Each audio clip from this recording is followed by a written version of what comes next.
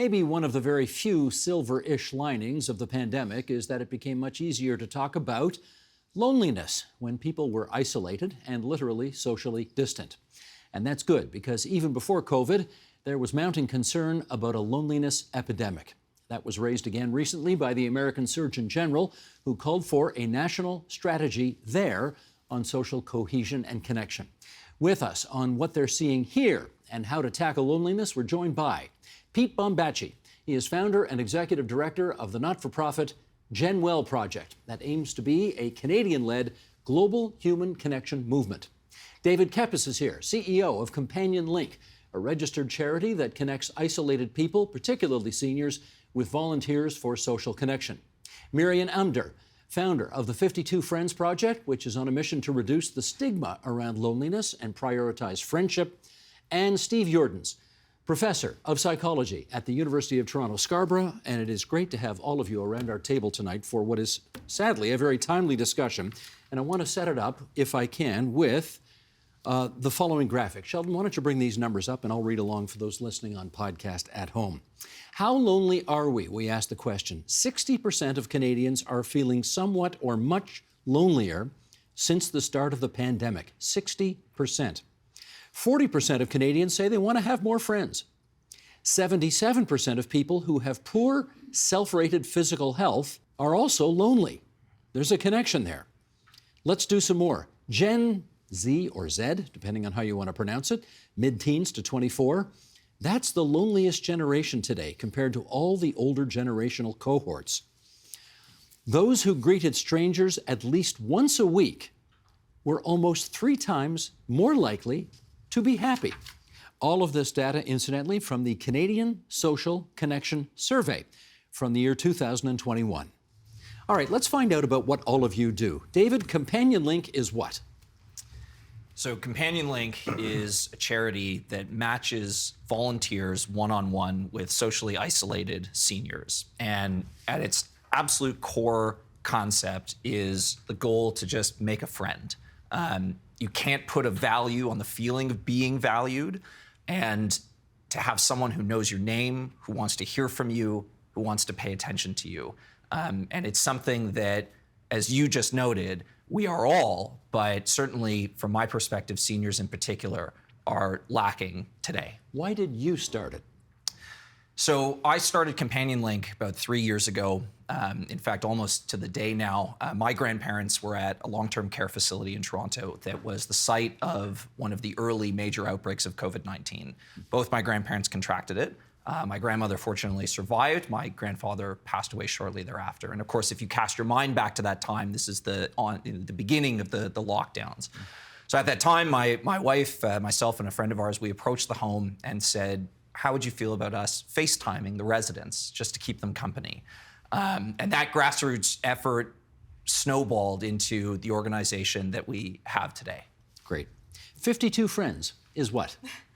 So beginning in October of 2022, I made it my goal to make one friend a week. I was experiencing a period of loneliness, and I thought that a way for me to help with that is to meet one friend a week and to document it. And I realized that a lot of other people are struggling with loneliness, especially people my age. I'm 25, so I think that that's kind of a point in our lives when we move from our childhood friends to our adult friends, and that can be difficult for a lot of people. And so I started 52 Friends with the goal to raise awareness around the loneliness stigma, because I think that a lot of the times we see loneliness as a weakness when it shouldn't be. And also to encourage us all to prioritize friendship, because friendship is really an important part of our social health, and we often put it on the back burner. It's a neat idea, one friend a week. Where did that come to you from? I really like meeting people and documenting stories and meeting strangers. So I thought that would be a cool way to do it. And it made me more comfortable meeting people. I think it gave me this platform where I could easily reach out to someone and say I'm working on this project and document it that way. Is it actually working? Are you making a friend a week? I am. I've also kind of switched it since I started to also reconnect with people that I may have lost touch with, because I think old friends are just as important as new friends. I actually read you can't make an old friend, so it's great to reach out to someone because you can look back on memories and talk about things you've gone through in the past. So it's really switched from just being new friends to reconnecting with old friends, and that's what's been really nice about the project. Great. Pete, GenWell is what? GenWell is a human connection movement. We're Canada's human connection movement, and our mission is to make the world a happier and healthier place by educating, empowering, and catalyzing Canadians around the importance of face-to-face social connection for their health, their happiness, their longevity, and for the betterment of society. And we do that both on a national scale through daily postings of tips, tools, ideas, and research on our social channels and website.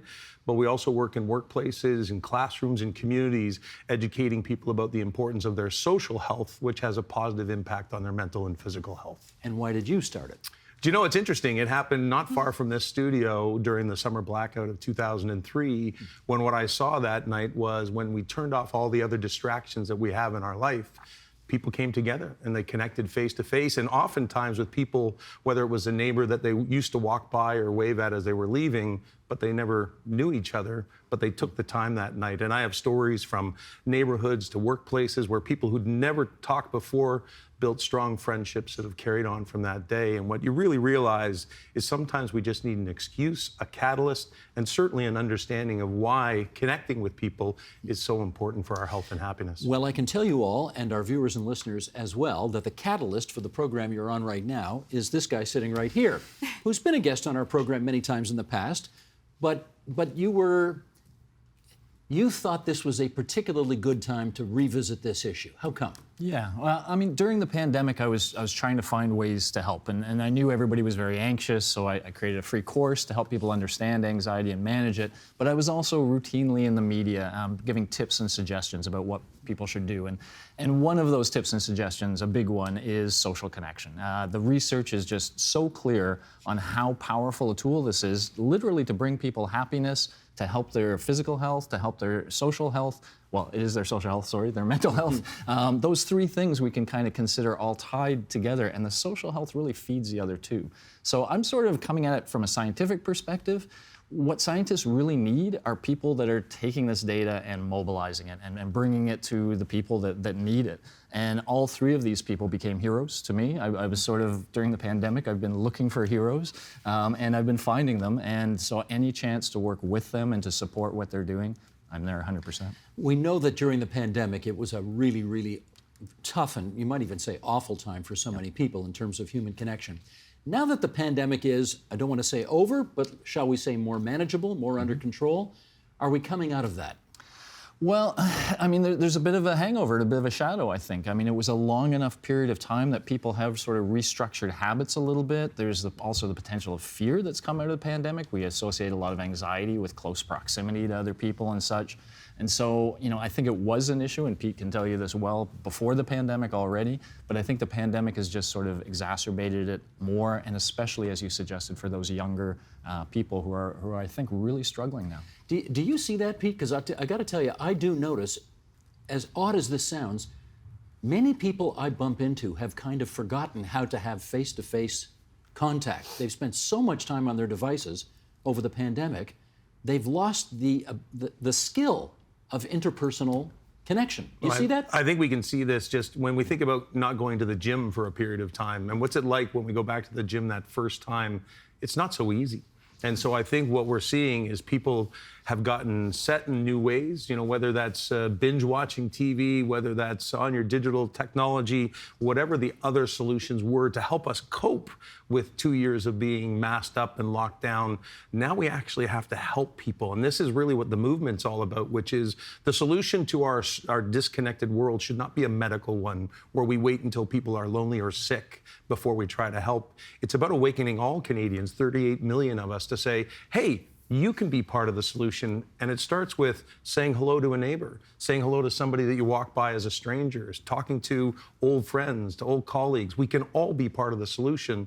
But I think the first step is educating people just on how important this is, which research now says it's more important than exercise and as important as eating well.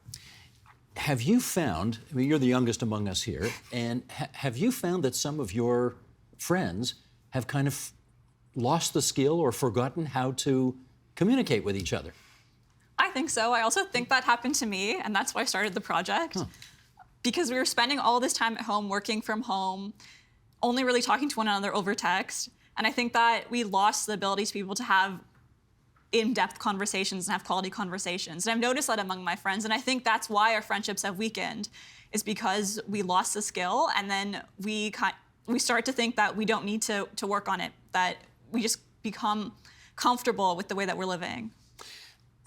Now I got to ask you how we get out of it, because, and I assume, well, let me play a little gender politics here.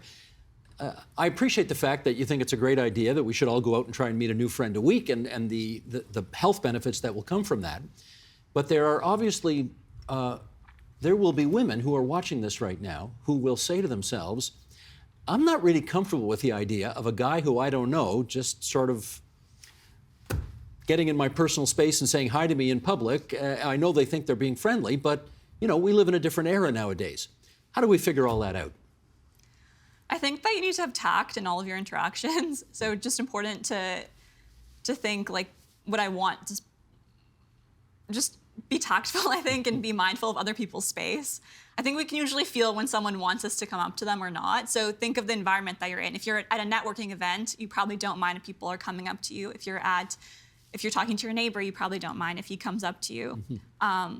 But if it's out of the blue and you're walking down the street with your groceries and someone's on the phone with you and then someone walks up to you, maybe you won't appreciate that. No, I get that. And Steve, let me get some help from you on this as well, because one of the suggestions that I've read about is that you should say hi to a stranger, when you're walking down the street. Just say hello.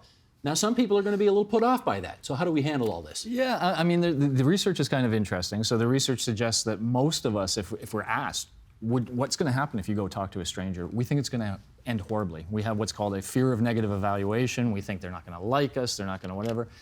When you actually look at the experiments and the data, when you make that connection, at least 90% of the time it goes well. And the people feel very positively from it. We don't worry about the 90, we worry about the 10. We worry about the 10. And that is, in this story, we say, hey, there's this happy solution. We just need to do better social connection. But there's a villain in the story, and that villain is social anxiety. And in fact, we talk about young people losing the skill. It's unclear whether they ever developed it to the same extent where you and I did, because they've been communicating through social media for a long time. Social media does not give head nods, does not give all the nonverbals that when Miriam talks about having tact. We have to be able to read those signs to feel comfortable in a conversation. And I think a lot of young people were not given as much practice. And so they find it even pre-pandemic. People coming to my office hours would say, this is really, it stresses me out, you're intimidating. Me? But to that generation, they feel this is a real challenge. David, you may have started your program dealing with senior population. How about younger people? Are they involved in your efforts as well?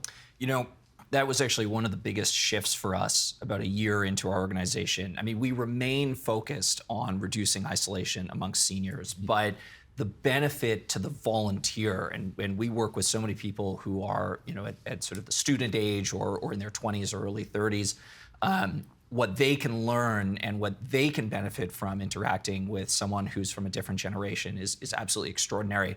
I have spoken with, I'd say, probably every single one of our volunteers, and I always ask them, why do you want to work with seniors? And many of them come from, our overwhelming majority of volunteers are women, and I'd say the majority are women of color from Southeast Asian or Asian backgrounds, and they will say to me, well, I grew up in an environment where there was a greater role for elderly or seniors. There was a more multi-generational setting, and it's actually bizarre to me not to have this in my life. And I would love to volunteer and make those connections. And that tells you, I think, everything you need to know about what the benefit as a young person of making that connection can be. Have you got a theory on why this is overwhelmingly a female phenomenon in terms of those who are volunteering to help as opposed to male? Yeah, I mean, the notion of it being an Eastern population makes a lot more sense because of that tie-in. But I mean, I think just we have the stereotypes of women being more caring, more et cetera, and there's clearly something to that. Motherhood brings with it some level of empathy that maybe some of the males lack. And so I think there's also an understanding of the situation the older people are in.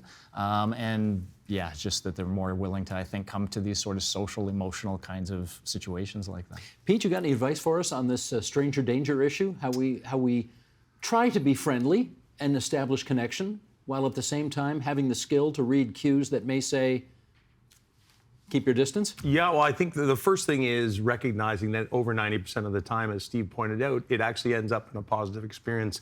And let's not get caught up in the 10%.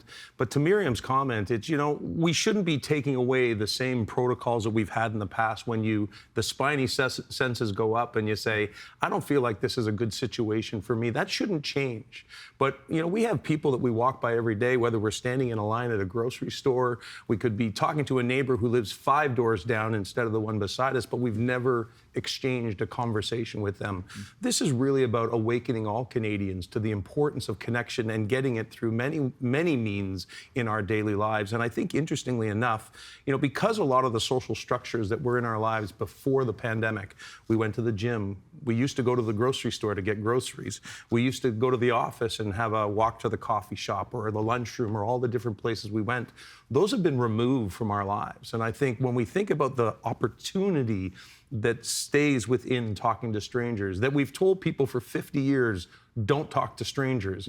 But if we know that those who talk to strangers are 3 times as happy, and we know that over 90% of the time it's a positive experience, I think I have a gap filler that may actually help people feel a greater sense of connection, trust, empathy, compassion, belonging. And it's called Take a Chance and maybe talk to a stranger. Well, okay, Steve, what if you're a lone wolf? What if you're a deeply introverted person and the notion of that kind of contact with strangers is just absolutely outside your comfort zone? I mean, our notion of introverted, extroverted is often like how much do you crave, rich social interactions. But if it gets down to how much do you need some close social interactions when the chips get down, and this is where social connection really pays off. When we're under a lot of stress, when the world is being tough on us, these close connections we have allow us to sort of dissipate that, to share the stress, and to feel like somebody is there and somebody cares. And even your deepest introvert needs somebody there who cares. When you lose that, that's when you really feel totally, totally isolated. So, it's true they may not crave as much social interaction as somebody else, but they certainly need it as badly as everybody. When did you start 52 Friends? I started 52 Friends end of October. End of October of last year. Yeah. So you're not, okay, so you're a little more than halfway through? I'm at friend number 30. You're at 30, okay, Yeah. So that makes sense. Of your efforts to make new friends, how many times have gone well? How many times have not gone well? I think it's gone well in my case because I think I'm tactful and because I reach out to people who I may have lost touch with or people who run in similar social circles. So I think that I've been tactful and intentional in the people that I reach out to. But I also know that there's this idea that I'm collecting friends, and I don't think that's true. I think that the research shows we only really can have 3 to 5 close friends and 1 to 2 what they call soulmates. So soulmates is someone you can text and say, I just had coffee, or I'm going to the grocery store. And so we don't need 52 friends, but it's really nice to be able to expand our social circles and be vulnerable and practice reaching out to people. Well, that's the thing. I don't know if I can use this word, most normal people fear rejection when they reach out in the kind of way you're talking about. Do you not? No, I also think it's like the more times you do something, you increase your chances of being successful. So maybe I'll ask 10 people and 1 person will say no, but 9 people will say yes. So I'm not going to focus on the 1 person who said no. That's the 90-10 theory. There we go.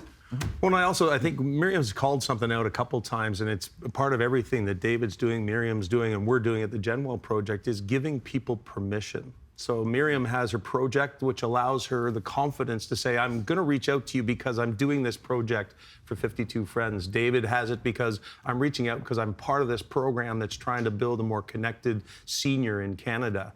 Well, if we all can create, and this is what the GenWell Project, we're educating people, but also throughout the course of the year, we have GenWell weekends, we have Loneliness Awareness Week, we have a lot of catalytic moments that give people permission to say, you know what, today, Steve, you could talk to your neighbor that you haven't spoken to before, or you might try talking to a stranger, because sometimes we need that little boost that says, okay, it's like St. Patrick's Day, I wear green every year. I have some Irish blood in me, but the rest of the year I don't wear green. Why is it one day of the year I'll put on silly hats, wear green, put buttons on and drink green beer? Because somebody gave me permission to do it. And that's what GenWell is trying to do, is create that permission so that people understand why, and then give them the opportunity to make it happen. Steve, if I may add as well, I think that there's maybe a myth about what a socially isolated person might look like, that, they have nobody in their lives, they're only at home. But I think, to Steve's point about perhaps the degradation of the way that we interact caused by social media, their loneliness can look very, very different. I had a senior reach out to us back in December, self-identifying as, I am completely isolated. I would love to be part of your program. And I called her the next day, and we got to chatting. She has family. She has kids. Now, they don't live in Canada anymore, but they call her occasionally. She had a very successful career. I got off that phone call thinking, my goodness, like, this person sort of quote unquote did everything right, and yet they still had the courage, which many people don't, to say, I need more than this. I need more friends. So, to the point about the richness of having that network and being able to engage with strangers and building that out, it is so important, even if you might think, well, I have a couple of people. It can be more than that, and oftentimes must be. Can I follow up with you on that? Of course. Was she able to tell her family that, yes, you FaceTime me every couple of weeks, but that's not enough? You know what? I haven't asked her what her comfort level would be with reaching out to her kids to ask them to do more, but I can tell you as a son, as a grandson, I think I certainly feel this way. I'm sure a lot of people do. You can always do more. You can always be calling your mom, your grandfather, the folks in your neighborhood. One of the things that I would love to share with people watching this program is so much of what you can do to combat isolation and loneliness can start at home, and can simply be reaching out to those loved ones in your network or in your community. And we definitely can do more. We should, I think, make the distinction, Steve, here between being alone and being lonely. Solitude versus isolation and loneliness. Right. What's the difference? Right. I mean, solitude can be very beneficial. There's a lot of people who find when they spend some time just by themselves, you get away from everything, you get the good thoughts, the good deep reflections. Sometimes life-changing moments happen when we're in that deep solitary reflection. Loneliness is more like hunger. It literally is our body telling us there's something we need. We need that social connection. And the normal response to loneliness is to go out and do something. It's just we've sort of created a world now where people find that a very difficult step. And one of the things I love about what all of these people are doing is there's the awareness that this is important. That's hard first because our conscious mind doesn't always understand the importance of the emotional connections that we have. So we have to kind of convince people through the data, no, this will work. But then we need to give them the practice because they have difficulty really learning, how do I reach out to somebody? And there are easy tips. I will mention one thing now, which is just something called active listening. If you think, how do I have a conversation? Go check out active listening on the web. Basically become a reporter, almost like yourself, Steve, where you get good at just asking people more questions about their life. And we love that. We love people who are interested in us. And it's very easy to start a conversation in that kind of mode, find the points of connection, and then take it from there. And so it's kind of like, you can get out of this. There's that anxiety, but we can get you by the anxiety and bring you to that more comfortable place. Miriam, this notion of alone versus lonely, have you experienced this? Definitely. I think that we need to learn to be alone, and that being alone can be really beneficial. I also think that sometimes when we're struggling, we have this idea that we need to separate ourselves from everyone and just suffer by ourselves, when we can learn how to be alone if within the context of other people. We can only discover ourselves within the context of other people, is what I mean.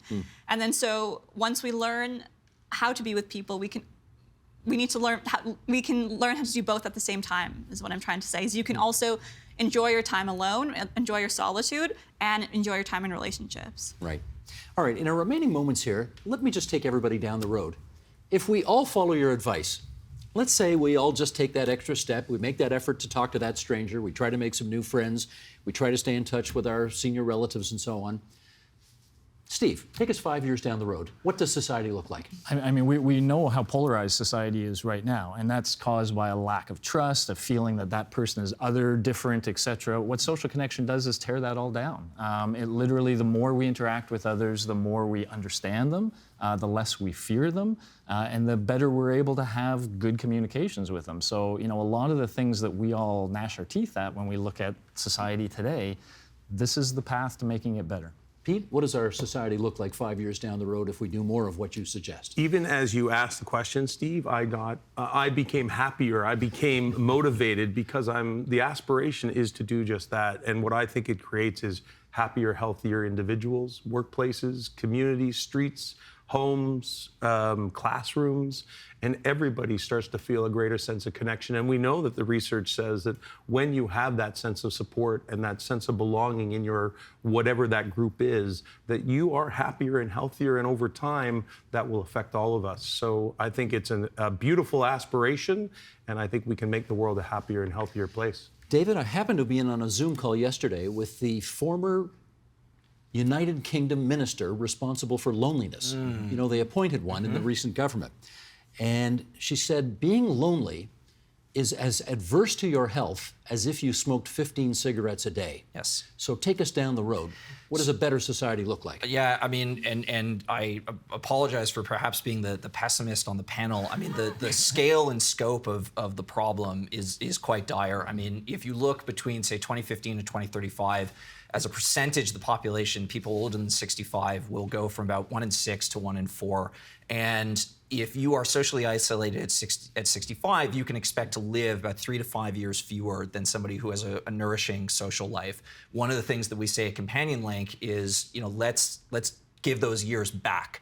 I absolutely adore all the initiatives and work that everybody around this table are doing, but I so fear that the steps that we're taking, you know, we need to go much further to address that problem, because the scale is truly enormous.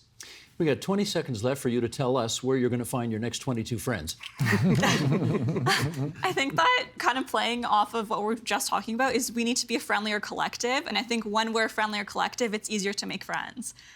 Perfect. So that's how I'm going to find them.